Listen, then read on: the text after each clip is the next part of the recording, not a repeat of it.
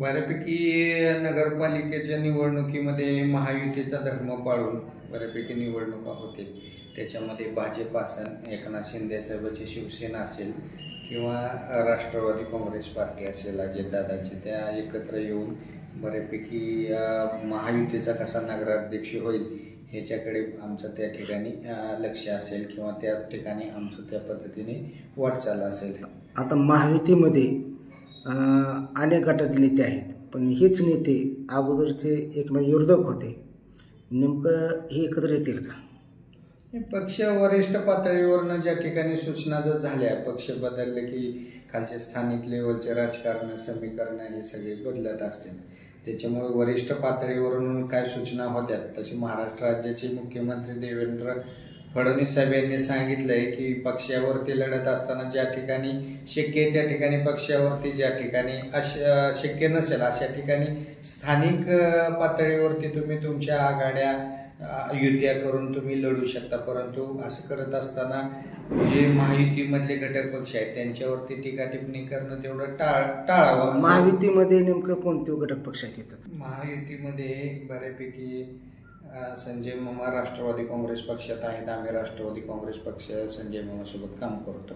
त्याच्यामध्ये भाजपचा विचार केला तर रश्मी दीदी बागल ह्या भाजपमध्ये, आणि एकनाथ शिंदे साहेबांचा विचार जर केला तर दिग्विजय भैया बागल हे 2024चे विधानसभेचे एकनाथ शिंदे साहेबांचे उमेदवार होते त्या ठिकाणी. त्याच्यामुळे हे तिघजण एकत्र येऊन महायुतीचा धर्म पाळण्यासाठी कुठलं असं मला वाटत नाही की अवघड त्या ठिकाणी असेल. आणि नागरिक संघटनेचे कन्हैयालाल देवी हे सुद्धा आमच्यासोबत येतील. आता बाकीच्या तुम्ही जे म्हणता पाटील वगैरे, पाटील गट महायुतीचा विषय येत नाही, ते महाविकास आघाडीचे तुतारीचे आमदार आहेत. त्याच्यामुळं आणि बाकी व्यक्तिगत स्थानिक पातळीवरती राजकीय एकमेकाचा जगताप आणि बागल यांचा विरोध पाहता मला वाटत नाही की बाबा जगताप आणि बागल यांची युती होईल. परंतु जगताप त्यांच्या ठिकाणी त्या पद्धतीने लढतील आणि बागल हे महायुतीसोबत लढतील, कारण बागल हे महायुतीतील घटक पक्षाचे त्या ठिकाणी प्रबळ दावेदार आहेत. जिल्हा परिषद पंचायत समिती काय नेमके सूत्र असते? जिल्हा परिषद पंचायत समितीमध्ये आमचे पक्षाचे जिल्हाध्यक्ष उमेश पाटील हे मागच्या आठवड्यात येऊन गेले.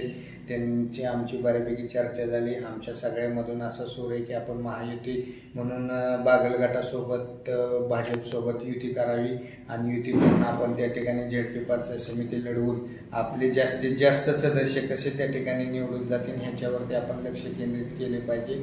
त्याच पद्धतीने मग आमचे जिल्हाध्यक्ष उमेश पाटील यांनी देखील त्या गोष्टीला दुजोरा दिलाय. एकमुखाने सगळ्यांनी त्या ठिकाणी मागणी लावून धरली.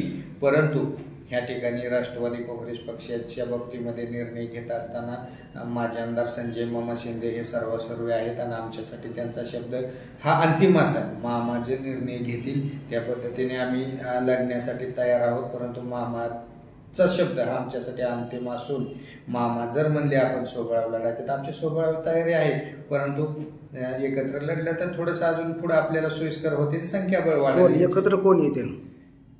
महायुतीमधले भाजप जो बागल गट आहे तो भाजपमध्ये काम करतो, तो भाजप आणि आम्ही राष्ट्रवादी आम्ही एकत्र येऊ. बागल गट दोन्ही करून आहे, दोन्ही येतील ना. बागल गट म्हणल्यानंतर ते बहीण भावंड दोन्ही आले त्याच्यामध्ये, ते दोन्ही येईल ना.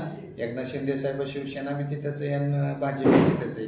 दोन्ही मिळून आणि आमची राष्ट्रवादी हे एकत्र आमचा लढण्याचा त्या ठिकाणी प्रयत्न असेल. परंतु सन्मानपूर्वक जागा सन्मान जर एकमेकाचा झाला तर ते पुढच्या वाटचाली पुढं होऊ शकतील. परंतु जर कुठल्या आडाआडीने एखाद्या जर त्या ठिकाणी तडजोडी किंवा नाही झालं समाधानकारक वाटाघाटी तर एकला चलोरचा पण नारा मामात येण्याचं ते. यामध्ये सावंत गटाची काय भूमिका असेल? सावंत गट तो वेगळा आहे. सावंत गट जिल्हा परिषद पंचायत समितीचा विचार करता तो महाविकास आघाडी विद्यमान आमदार नारायण आबांसोबत आहे. त्याच्यामुळे ते त्यांचा वेगळा विषय असेल ना, कारण ते ह्याच्याबरोबर. आणि नगरपालिकेचा जर सावंत गटाचा विचार करता तर त्यांचा देखील ते पद्धतीने बोलाचाली वाटाघाटी गाठी भेटी बैठका ह्या चालूच आहेत. स्थानिकच्या कसं आपल्याला सोयीस्कर कुठनं कसं आपलं संख्याबळ वाढेल त्या पद्धतीने त्यांच्या पद्धतीने प्रयत्न चालूच आहे. मराठा आणि ओबीसी जो महाराष्ट्रामध्ये वाद आहे यामध्ये नेमकं मुदतचे होणार निवडणूक जातीय होईल का पक्षावर होईल. करमाळा तालुक्याच्या राजकारणामध्ये मी आपल्याला सांगू इच्छितो की जातीपातीला कुठेही थारा दिला जात नाही. जर जातीपातीला थारा दिला असता तर चालूचे आमदार म्हणजे नारायणआबा पाटील ह्याच्यामध्ये बागल प्लस सावंत गट असेल आणि जगताप गट असेल, तिकडे सविताराजे भोसले असतील, पलीकडे अजित तळेकर असतील, तिथं पलीकडे नवनाथ बापू चोळ असतील, हे सगळे मराठा समाजाचे नेते एकवटले होते आणि त्यांनी आणि मोहिते पाटील विशेषतः यांनी सगळ्यांनी मिळून तर नारायणआबाला आमदार केलं ना. त्याच्यामुळे इथं जातीपातीला कुठं थाराय जात पात त्यांनी आदेश जर दिला समजा तर आता इकडं हाके साहेब आहेत, जरांगी पाटील आहेत, ह्यांनी समजा ठरवलं किंवा ज्या ठिकाणी आपला उमेदवार आहे तो पाडायचं कोणाला आणि आणायचं कोणाला हे जर त्यांनी आदेश दिला तर नेमकी तुमची काय भूमिका असेल?